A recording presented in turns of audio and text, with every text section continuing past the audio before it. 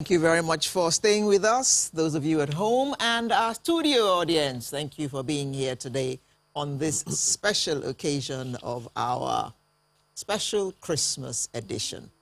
Do give yourselves a round of applause so I can know that you're all really with us in mind and body.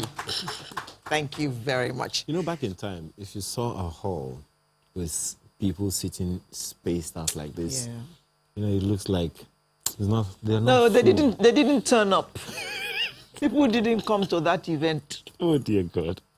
But it's the new normal now. You can't have an event and people are sitting right next to each other. Things are so different in the world these days, and we all just have to get used to it.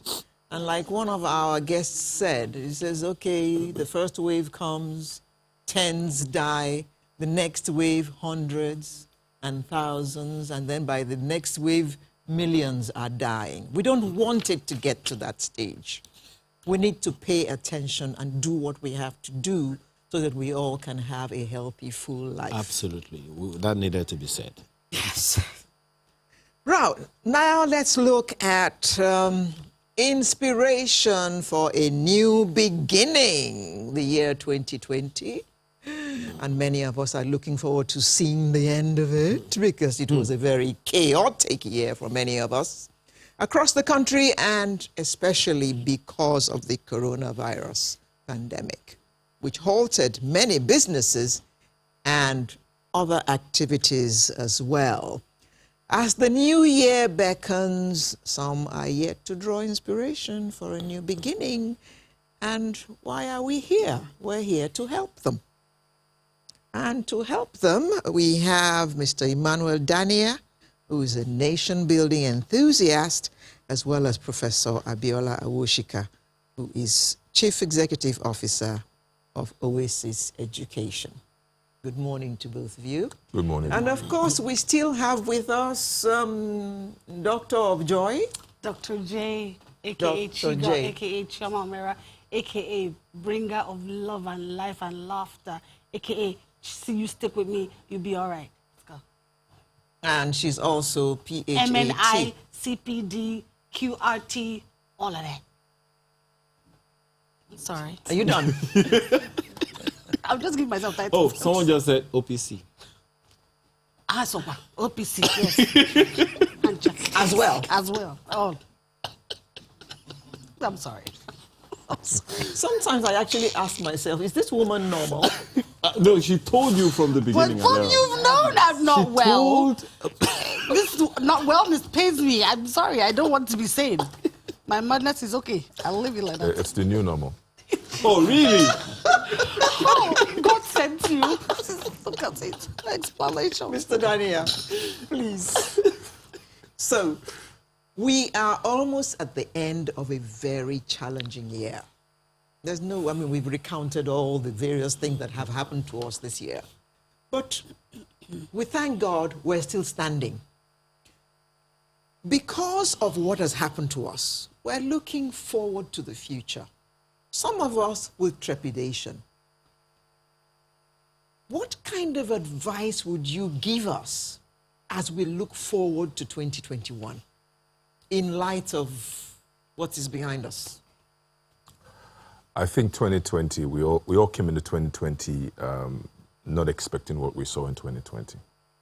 And if you look back from the moment we started to come into knowledge of this pandemic, I think it's given us enough time to learn to prepare better in 2021. The pandemic would not end at December 31st. It will be with us for quite a while because we're talking about mutation. We don't know to the extent at which this is, but we know that we're in a season where we have to begin to see this as a way of life, a way that we need to adapt. But the advantage for 2021 is that it gives you, from what you've experienced in 2020, it makes you better prepared for 2021. So do we continue with the guidelines that the health has given to us? It's important. I've been listening to all the speakers. It's very important that we're very strict with this. You know, one of the things you find in this part of the world is it's easy for you to find someone you just assume this person can never have COVID. There's no such thing as that. everyone in this room at some point in time must have had COVID without even knowing, because we're not running consistent tests for us to know. So it's a way of life. But more importantly is that it is not really about whether you're going to be infected. It's about whether you're going to infect someone else. So take responsibility, ensuring that if you're not even careful for yourself, be careful for others. I think that's a very solid way to look at it. You're not protecting yourself for yourself. You're protecting yourself for someone else. Because if your own body system could take it, how do you know that the body system of the other person can take it? And that really is a very, very, very good way, strong way actually to look at it. But how easily will that kind of message get around? But I think we've had this message going around even before now, even though a lot of people don't listen to it. When you're told to wear a mask, it's not because of you, it's because of other people. Right. But the way we would get it around, though, is if, and I hate to say government. I don't want to say, the government for everything, because we know the government cannot do it alone. So maybe we start with our churches, we start with schools, people knowing that, okay, you love your grandma, you love your brother, you love your sister. So why don't you wear a mask for them? Why don't you do it for them? So it's a way to show love, absolutely, because this disease knows no bounds. And we know some people have been said to be more prone to it. Now we're finding that, infants and young children are even, getting COVID in some other parts of the world, maybe not in Nigeria. But so if we know this is the case, then we need to protect others by wearing our masks. Now, Prof, in the course of 2020, some people have lost loved ones. And 2021 is almost upon us. What kind of advice would you give them? Because you do want them to pick up the pieces and move on. How would you tell them, and what would you tell them to be able to get them to, well, it has happened, so pull up your knickers, my friend, and go ahead, face life? No, maybe I wouldn't say it that way. Well, but that would be what was in your mind. Really, it's what you want to give them is hope. Yes, you've lost a loved one. Yeah. You're never going to see them again. But there's a reason you are still here. Yes. And so that means you have work to do. And whatever work that, God has laid in your path for you to do, then you've got to fulfill that destiny. And so you encourage them, you love them through it, and you help them pick up whatever they need to. I think someone said here earlier that, I think it was Miss Chi that said, all Dr. Joy. That Dr. Joy said, all die and die. We are all going to die. And you don't know how you're going to die. But because this person left before you, does not mean that brings an end to your life. And so you pick up the pieces and you make the changes you need to make and you move on. Two things are at stake. Now, we've talked about this a good number of times, Alero, and that is lives and livelihood. You have talked about the loss of lives. Let me take you, Mr. Daniel, on the people who have lost livelihood in this outgoing year. What hopes are there for them in the year that is ahead?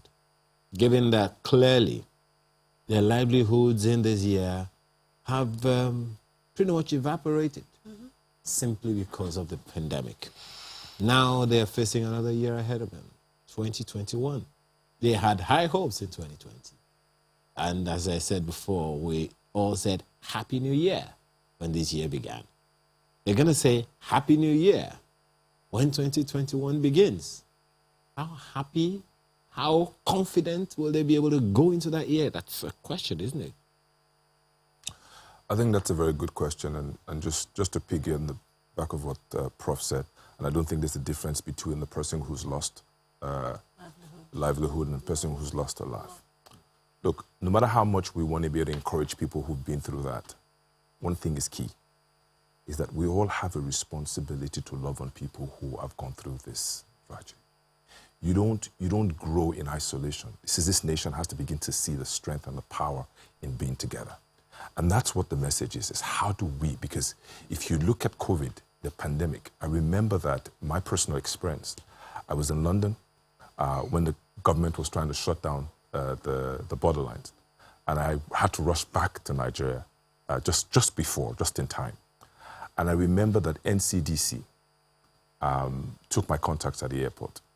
And I want to mention this. Many times we talk about the government fails in certain areas, but I'm one of those who will say where they do right and where they do wrong.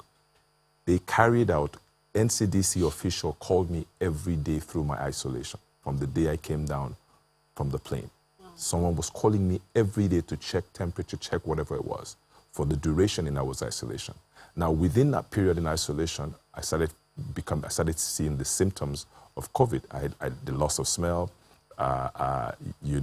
diarrhea, the chest, all of that. But I had a mentee who had woken up at 3 a.m. in the morning of the night that I arrived to say she just had a leading that she should send me some of this, the immunity boosters and high alkaline water. Now, I just thought it was a good thing for me to be able to drink those things in preparation, not knowing that I actually had the COVID in. And it was in the plane, because we did the contact tracing, and everybody I was with in the UK, nobody had it. It was the plane flight coming here. But this is the thing. While I was going through that experience, the interaction with my wife at the time was, she mentioned something that struck me. And that was, the people who are going to be locked down outside, what would they do? The people whose livelihood is about going out every day, what's going to happen to them? And instantly, that just stirred thoughts in my mind. And I started, creating, and I started talking to a couple of people.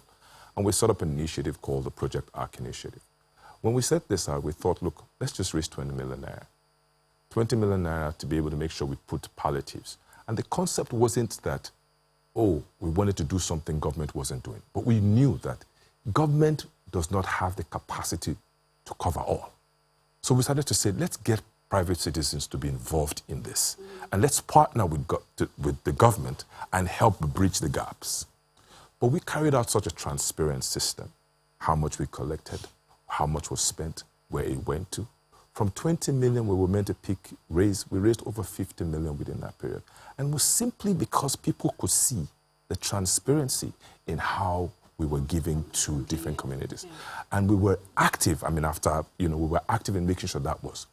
And what struck me out of that was simply the power when Nigerians come together, united to build together. We're going to build our lives together by supporting each other. So for people who have lost lives, your neighbors, your friends, you have a responsibility to support them through this time. It's difficult. For those who don't have their jobs, they've lost, it's all coming together to help rebuild. You see, if I give 5,000 naira times 1,000, I have raised a lot more money without any burden whatsoever. I think the pandemic, what it's done for us as a nation or as a world, is to bring us back into that point where we can see that we can't live in isolation anymore, that we're stronger together than being apart. And so that's, for me, is something that is very critical, that Nigerians begin to awaken to the fact that my strength is not in what I have. You understand? My strength is in how strong my neighbor is. In other words, where my neighbor is where I'm at. Yeah. We often say this in the parlance of faith. An anointed man of God, you understand, is only as strong as his wife. If his wife is not as equipped as he is, he's done. Or husband. Yeah, or vice versa. yes, or the husband, yes, either way. But the key thing is that we have to understand that our responsibility is to support and protect one another. Okay. And that is how we're going to be able to get ourselves and navigate ourselves out of this. Prof, let me ask this. We have had, this segment is about inspiration for a new beginning. Most certainly, January 1 is a new beginning. We have had a good number of insecurity challenges in this year, and a number of them seems to be evolving. It's a new strain of virus we're talking about now. There are different strains of insecurity that we seem to be having now in the nation as well. And, you know, maybe a lot of it isn't happening in the South. Maybe some have happened in the South that have kind of dissipated. But what we're having in the North is really significant. Piggybanking on what he said about being our brother's keepers, you know, taking ownership of everything that is happening in the country.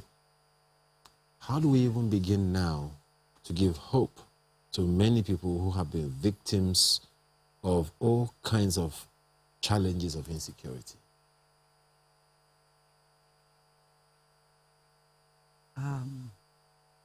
I want to be the Alero's position of saying, you know, who I go ask. You know, it's very hard to feel, especially what they're feeling in the North, because it's not. We're not getting out on the streets and we're seeing it, and you know, but we can't be removed from it, because if it's not checked, you know, there was some conversations in the past that were talking about some people, you know, some of those forces were moving to the south, and so we have to be careful. You have to watch it. If we're not careful, it could move to the south. And what we do is we become our brother's keeper. We have peace here. We have funding. We have NGOs. Many of those go up to the north and still, face face the insecurity. I belong to several groups that, you know, we contribute funds, you know, to send to people in the north. They need love, they need money, and they need care. A lot of those displaced peoples, what do you call them? IDPs. The IDPs, you know, those camps. They would take any form of resources. The children are not in school. The mothers are not being fed. So whatever it is that we can do, wherever we are in the country, they are feeling the brunt of it, and we need to gather our help ourselves and be of help to them. The government cannot do it alone.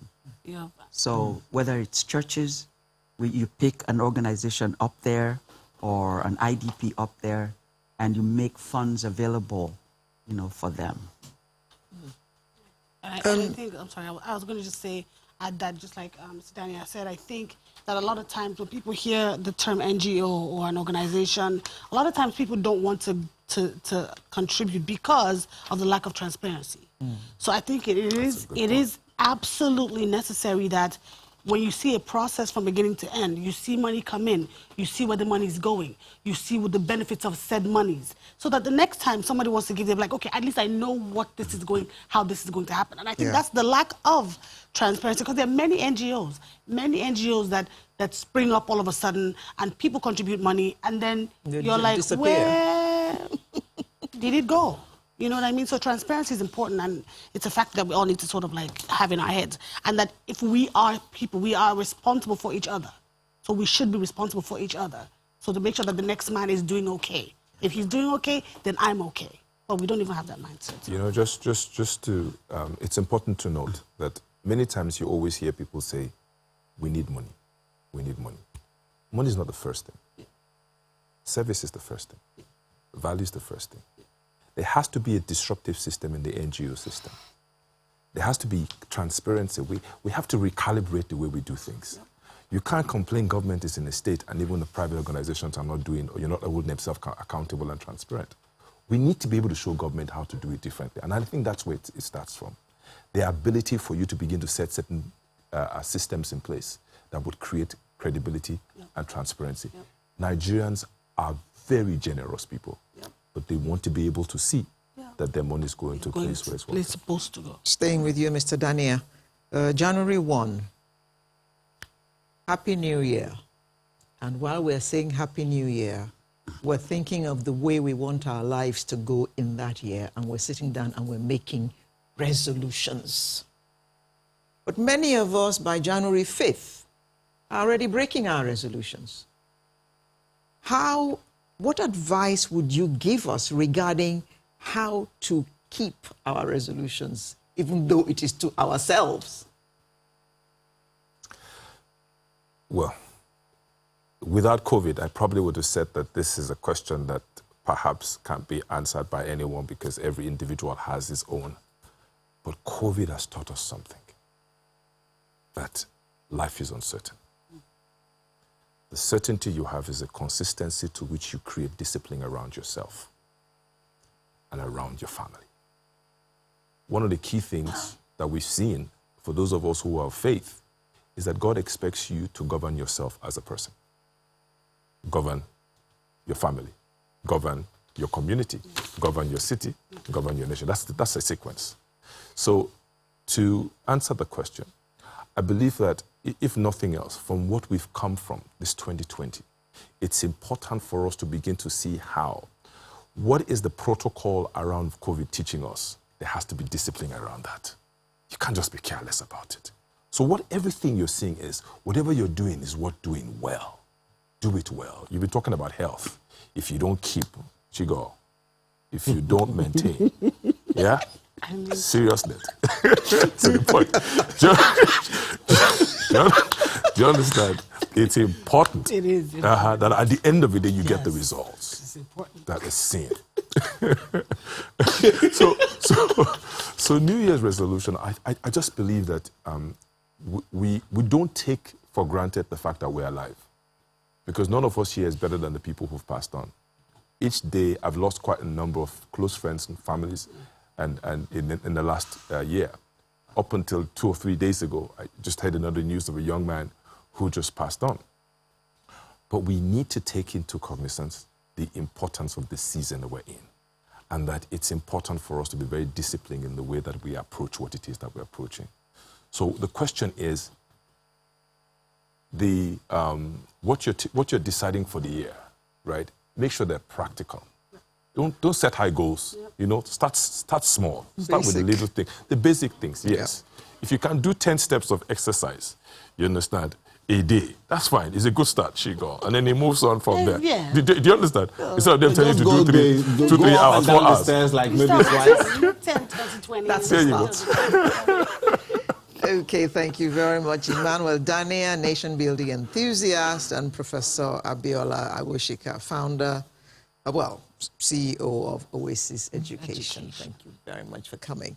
I just need to read 1 or 2 tweets. We got one from Lydia Akbobaro, who says, education is supposed to impact attitude. It should make one do more good. And then Festus Akimboyewa said, millions of us in the UK couldn't even celebrate Christmas. My children and grandsons were not allowed to visit, courtesy of COVID. That is the one that wrenches at grandparents' hearts, that your grandchildren cannot come and see you. It's robbed us because of so of much. your age. It's robbed us of so much. And because of COVID. Yeah, I haven't hugged my mom I haven't hugged my mother in a while, because she's like, my mom lives with her older sister, so they both are extra cautious. Like, my mom wears the N95. I'm like, where are you going? To the moon? Like, it's the big one with this. I'm like, Mom, you're in the house. Really, there's nobody here. She's like, so when you come, she kept me outside First time I went to see her, she was like, veranda, please. But she needed her phone to be sorted. So she now came to me with 2 bed sheets over her face. I need my phone. Please help me to do the WhatsApp. It's not... Then she now cleaned it. I'm like, wow, okay. But isn't that the reality we find ourselves? It is. That's what I'm saying. Like, that's why I think we need to be more aware and vigilant and obey the rules, because we're not obeying the rules. Hence, we're robbing ourselves of... I've not hugged people. Like, I'm a hugger. So it does me one kind when I'm like, no. Okay, wait. We'll come to that hugging part in a bit. We can't hug we need yet. to hug